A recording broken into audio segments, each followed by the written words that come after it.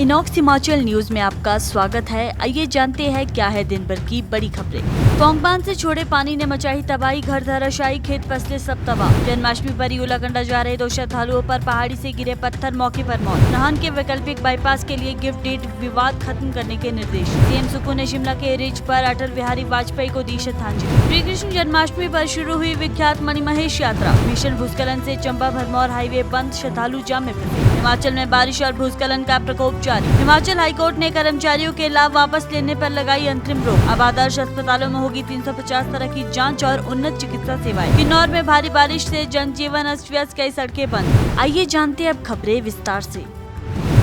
कांगड़ा जिले के मनभोंगरवा गांव की स्थिति बेहद चिंताजनक हो गई है। बीते दिन भर की मूसलाधार बारिश और पोंग डैम से छोड़े गए पानी के कारण व्यास नदी का जलस्तर अचानक बढ़ गया। नदी ने यहां की उपजाऊ जमीन, फसलें और रिहायशी मकान जलमग्न कर दिए हैं। मनभोंगरवा गांव का एक बहुमंजिला मकान आधा नदी में डूब चुका है और बाकी बचा हिस्सा कभी भी गिर सकता है।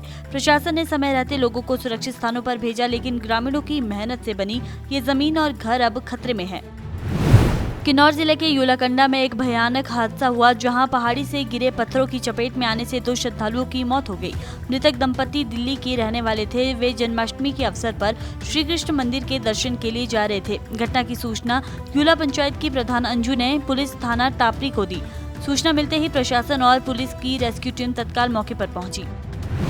नाहन शहर के वैकल्पिक बाईपास बनोग क्यारी रोड का निर्माण 2 गिफ्ट डीड्स के विवाद के कारण ठप पड़ा था। इस समस्या को लेकर लोक निर्माण मंत्री विक्रमादित्य सिंह ने विभाग के वरिष्ठ अधिकारियों को प्राथमिकता के साथ काम करने के निर्देश दिए, ताकि जल्द से जल्द समाधान निकाला जा सके।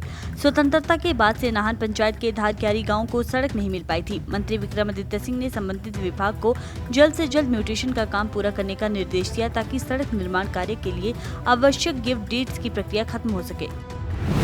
मुख्यमंत्री सुखविंदर सिंह सुक्खू ने 16 अगस्त को शिमला के ऐतिहासिक रिज पर भारत रत्न और पूर्व प्रधानमंत्री अटल बिहारी वाजपेयी की पुण्यतिथि पर पुष्पांजलि अर्पित की। इस अवसर पर मुख्यमंत्री ने उन्हें सौम्य, सरल और उत्कृष्ट वक्ता के रूप में याद किया। सीएम सुक्खू ने कहा कि वाजपेयी राष्ट्रीय हितों के मामले में हमेशा एकता का परिचय देते थे, चाहे विचारधारा अलग ही क्यों न हो। उन्होंने राजीव गांधी के नेतृत्व वाली सरकार द्वारा वाजपेयी को संयुक्त राष्ट्र महासभा में भारत का प्रतिनिधित्व करने का उदाहरण देते हुए कहा कि ये उस दौर की लोकतांत्रिक परिपक्वता और सम्मान का प्रतीक था।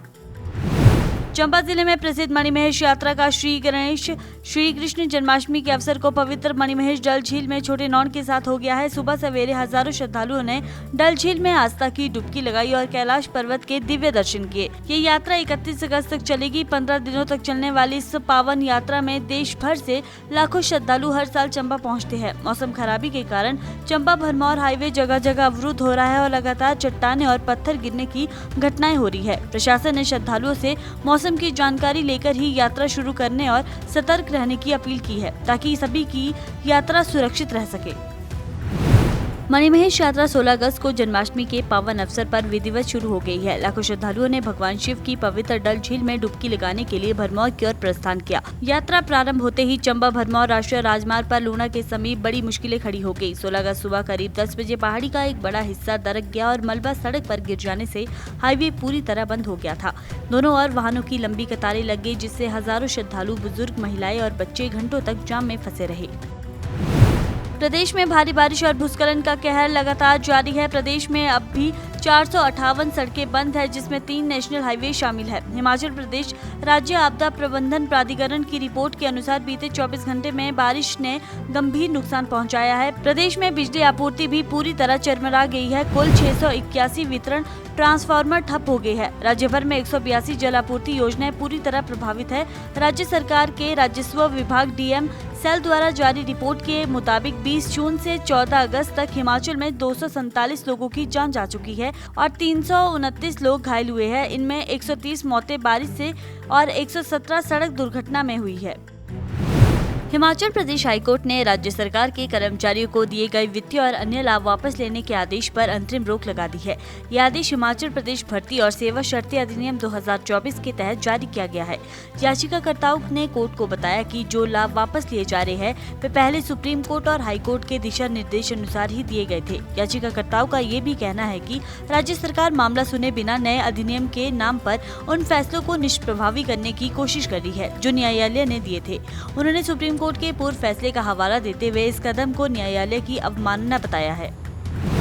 आदर्श अस्पतालों में मरीजों को 350 प्रकार के टेस्ट की सुविधा मिल सकेगी। कई अस्पतालों में लैब स्थापित की जा चुकी है, जबकि बाकी अस्पतालों में भी जल्द ही लैब लगाई जाएगी। इसके साथ ही डिजिटल एक्सरे और अल्ट्रासाउंड मशीनें भी उपलब्ध करवाई जाएगी। वर्तमान में प्रदेश में 49 आदर्श अस्पताल स्थापित किए गए हैं और बाकी विधानसभा क्षेत्रों के सामुदायिक स्वास्थ्य केंद्रों को भी आदर्श अस्पताल का दर्जा मिलाकर वहां बिस्तर, उपकरण, डॉक्टर और पैरामेडिकल स्टाफ की तैनाती की जाएगी। जिला किन्नौर में रात भर हुई भारी बारिश ने बड़ी तबाही मचा दी है। नदी नालों का जलस्तर अचानक बढ़ने से जिलों के ऊपरी क्षेत्र और स्पीति घाटी का संपर्क पूरी तरह टूट गया है। रिब्बा नाले में आई बाढ़ की वजह से राष्ट्रीय राजमार्ग 5 सिकपा क्षेत्र के पास बंद हो गया है। रिब्बा पेयजल खड्ड की बाढ़ ने बागवानों के सेब के बगीचों को पूरी तरह नुकसान पहुँचा दिया है।